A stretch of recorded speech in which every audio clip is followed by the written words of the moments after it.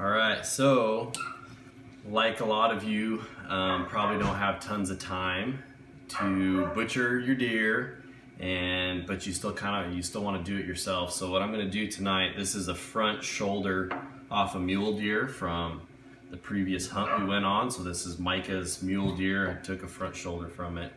We're going to do the shank whole, so we're going to separate the shank from the rest of the shoulder, which if you have seen any of the recent meat eater podcasts or a lot of the recipes out there that are pretty popular, venison shank is excellent. So we used to just butcher off it and carefully remove all of the silver skin and sinew and tendons from this piece of meat and just add it to the burger pile, and it took tons of time.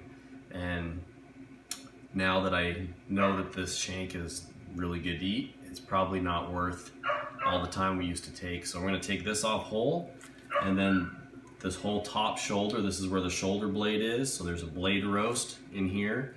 We're going to clean this up and get ready to roast this piece whole as well, and we're going to mix it with green chili salsa verde, green chilies, tomatillos, and onions, and we're going to slow roast that, and then we'll shred all the meat and put it in individual sandwich baggies to use later on for burritos, tacos, quesadillas, cheese crisps. We'll use it all later on. It'll be individually packaged for one meal for one person or two people, however many you want. So this is an easier way to butcher a deer yourself, do the shoulder, so that you don't have to butcher all of it individually, cut off all the fat. You can leave a lot of that stuff on there.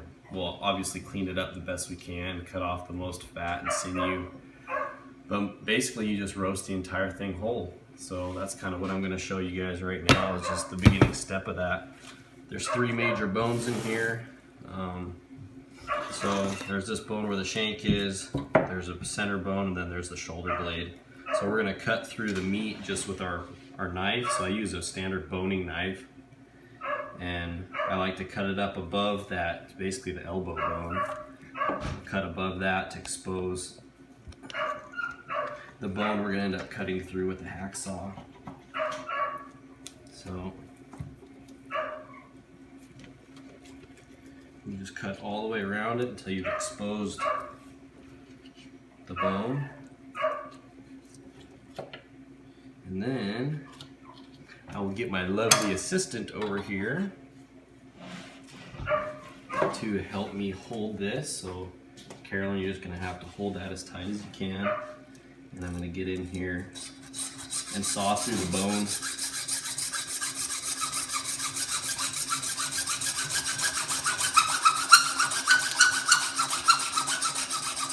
You can use a Sawzall if you want to. It's a little bit less effort.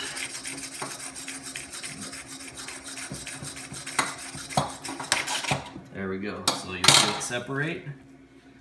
And now you have the shank with the top piece of this meat here. So if you ever eat lamb shank in a restaurant, this is the piece that it is the top of the shank, and then this lower portion of the front shoulder. So we'll wrap this up whole. You can stack them in the freezer, they stack nice, and then you take it out later and we can cut it in sections or do it whole. And a plug for the Instant Pot. I was really skeptical. I thought they were kind of another hokey kitchen appliance, another space waster that we got for our wedding, a wedding gift. But now that I've used it, it's awesome.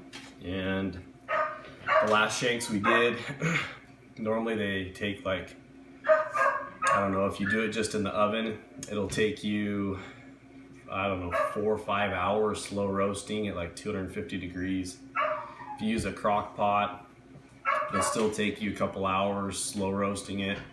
And the last one we did in the Instant Pot took us 40 minutes plus the cool down time, and it was fall off the bone tender and delicious. So if you haven't tried it yet, I highly recommend trying to do a test trial on shanks. So the rest of this piece I'm going to butcher and roast whole clean it up, and then we'll basically just shred all the meat off the bones. Like I said, it'll be mixed with salsa verde, green chilies, tomatillos, onions, garlic, and seasoning. We'll put that in baggies, and then we'll be able to pull it out later for quick meals. So this is a fast and easy way to butcher a deer leg. So thanks, hope you enjoyed it.